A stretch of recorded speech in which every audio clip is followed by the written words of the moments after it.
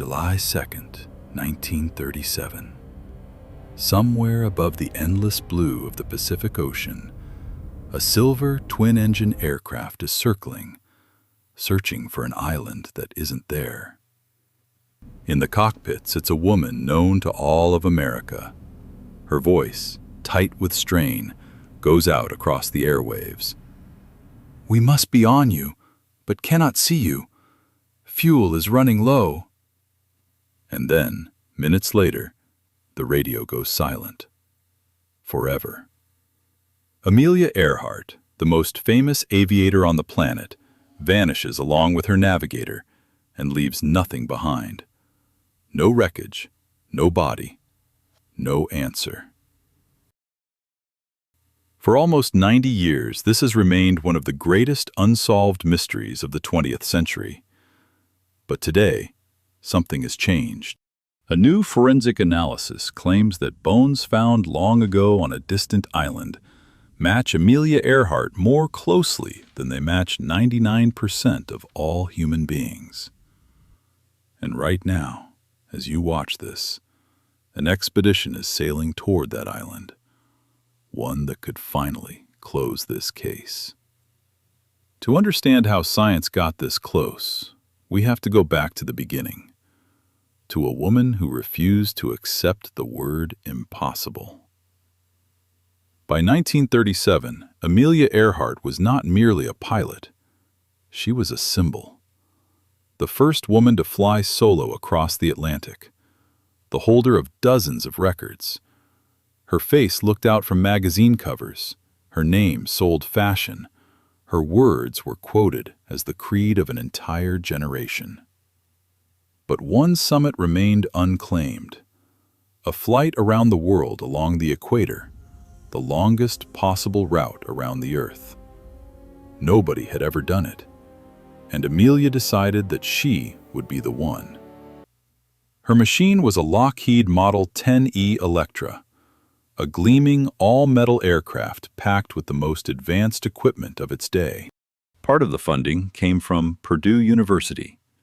Remember that name, because it returns to this story almost a century later. Flying with her was Fred Noonan, a seasoned navigator, a man who could find his way by the sun and the stars in an era when satellite navigation did not exist, even in fiction. By the end of June, they had already covered most of the route. South America, Africa, Asia, 22,000 miles behind them. And ahead of them lay the most dangerous leg of all, the leap across the Pacific. From New Guinea, they had to reach a speck of land in the middle of the ocean, Howland Island, a strip of sand less than 2 miles long, lost in emptiness for thousands of miles in every direction. Missing it would be the easiest thing in the world, and there was almost no backup plan. On July 2nd, at 10 in the morning local time, the Electra lifted off from Leh and turned east. Ahead of them lay more than 2,500 miles of open water, roughly 20 hours in the air. Waiting near Howland Island was the Coast Guard cutter Itasca, there to serve as a radio beacon and to lay down a column of smoke so the flyers could see their target. Everything had been thought through. Everything should have worked. But from the very start, something went wrong. Radio contact between the aircraft and the ship was agonizingly unreliable. The Itasca could hear Amelia growing clearer as she closed in, but she, it seems, could barely hear the ship at all. Her transmissions arrived in fragments, and the alarm in them kept rising. Cloudy, weather worsening. Then, "We are circling, but cannot see you."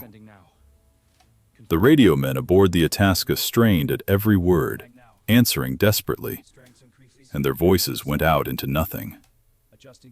And then came the sentence that would enter history. At 8:43 in the morning, her voice broke through, tense and hurried, and she gave a line of position. 157, 337. It was a navigational line they were flying along, feeling for the island, running first one way, then the other. And that was all. Nobody ever heard her again. Not the Itasca, not the shore stations. The radio went dead, and with it, the connection to the most famous woman in America. When it became clear the Electra's fuel had long since run out, there began the largest air and sea search in the history of the United States Navy to that date. Ships, an aircraft carrier, dozens of aircraft combed thousands of square miles of ocean. The government spent an enormous sum for the time. The ocean gave back nothing. Not an oil slick, not a fragment of wing, not a life vest. After 2 weeks, the search was called off. Officially, Amelia Earhart and Fred Noonan were declared lost at sea. The file was closed. But the mystery was only beginning. The official version was simple and sad. The fuel ran out, the aircraft went into the water somewhere near Howland, and sank within moments to a depth of several miles. Crashed and sank. That is what the theory is still called today.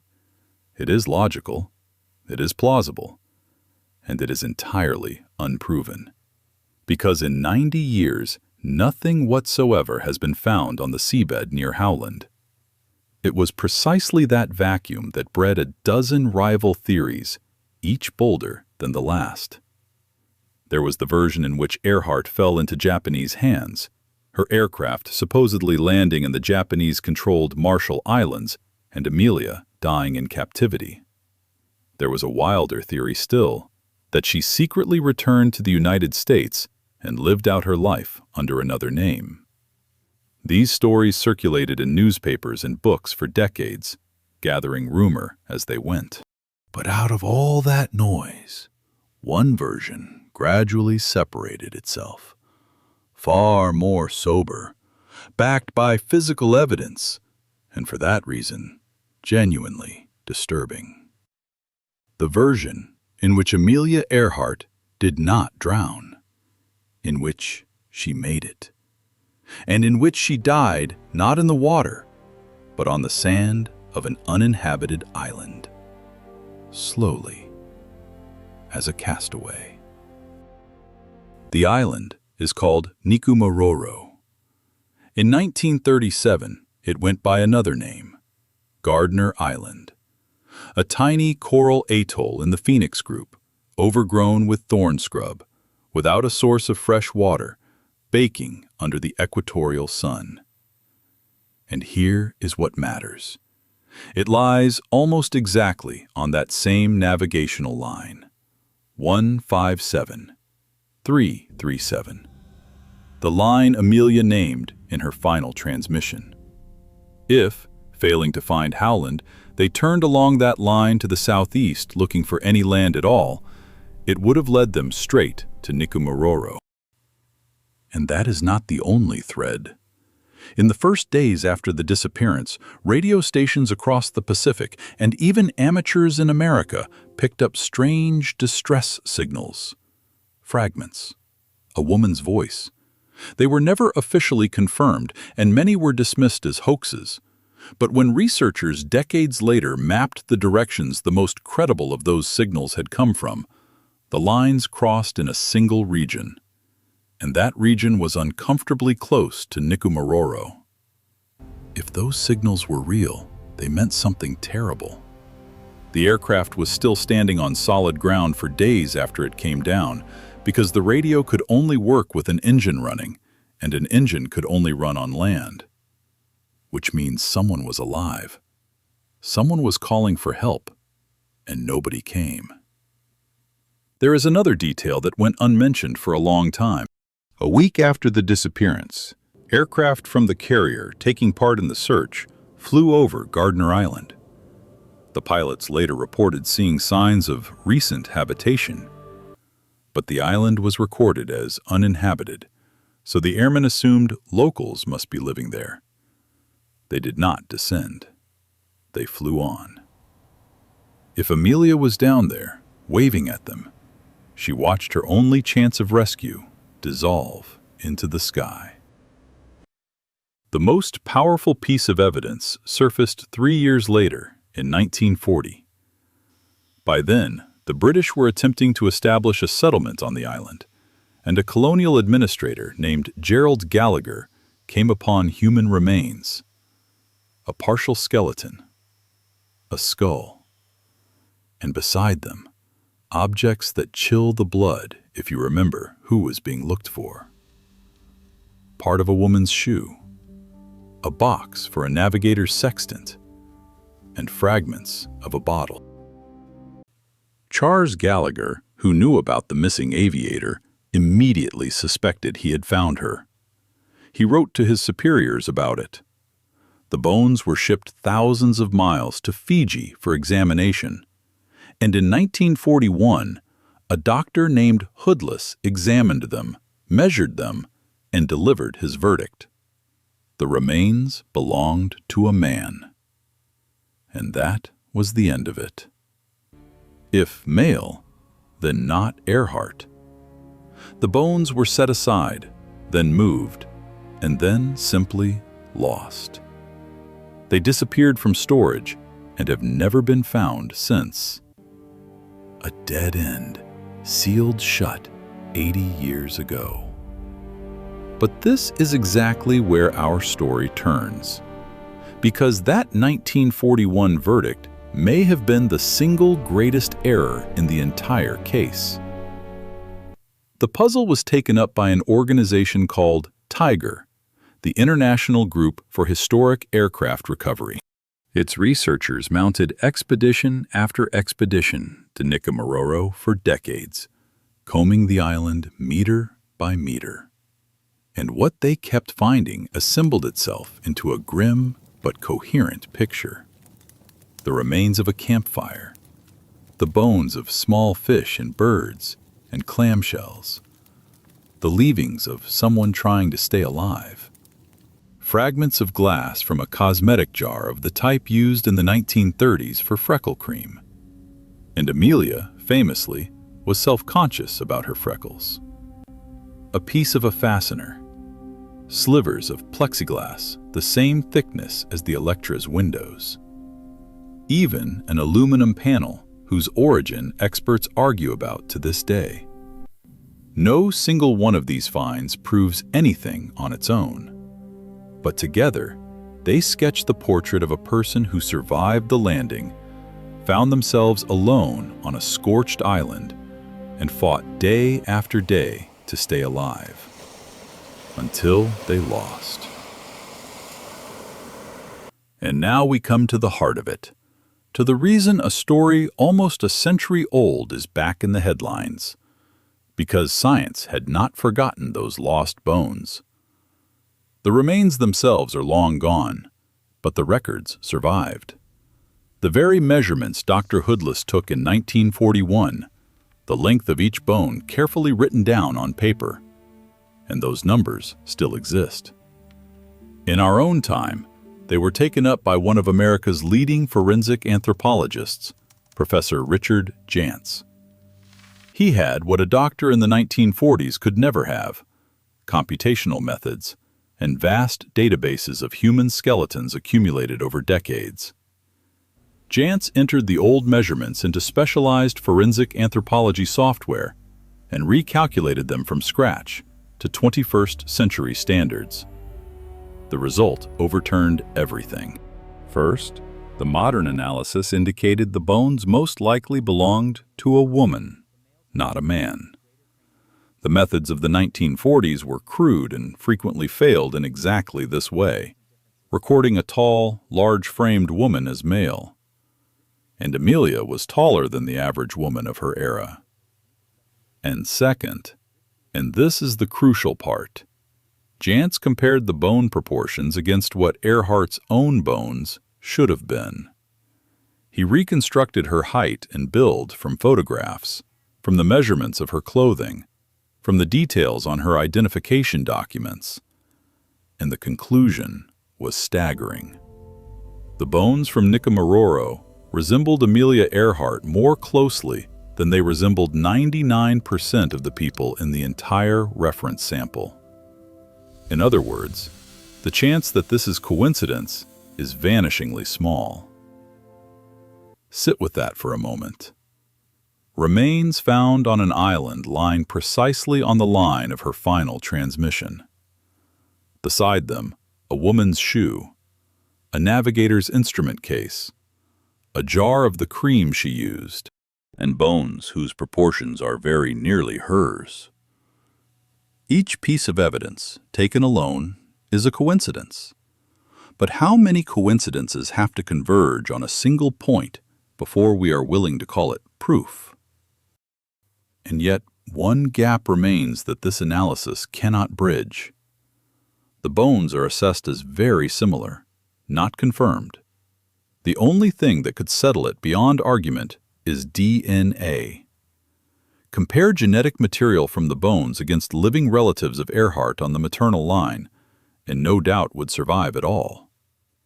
But here is the cruel irony of this story. The very bones that could decide everything are lost. They are gone. They vanished from an archive many decades ago.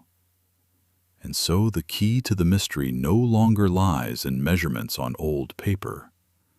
It lies where all of this began, on the island of Nikumaroro itself.